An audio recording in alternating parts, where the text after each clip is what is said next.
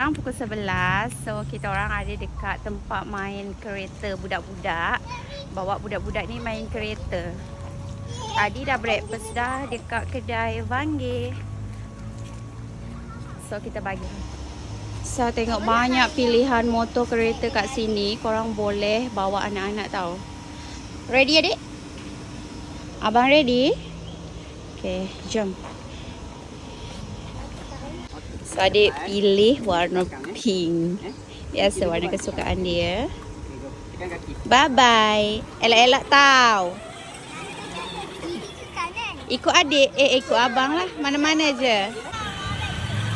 Waalaikumsalam warahmatullahi wabarakatuh. Mana-mana ikut abang lah. Go lah, go. Itu sana lah pula.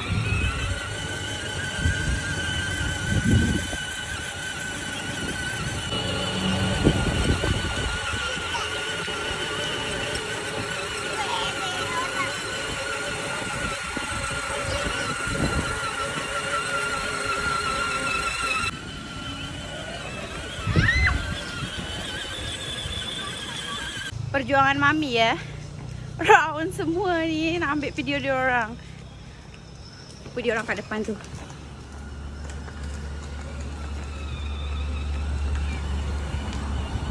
Sini. Elok-elok lah.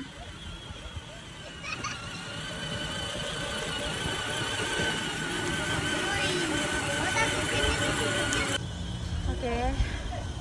Penat dah jalan sana sini nak kejar dia orang. So kita tunggu kat sini je lah. Jadi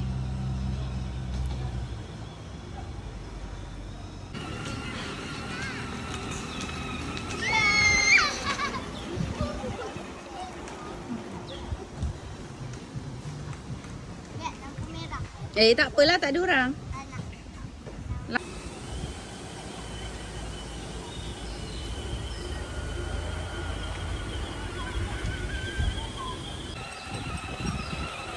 Pusing sini je.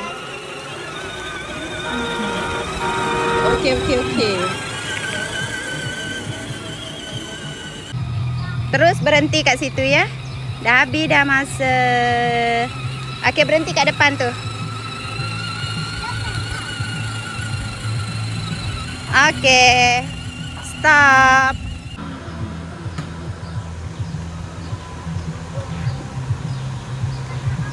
Bye-bye everyone. Oh, dah siap. Kita nak balik pula. Bye-bye everyone.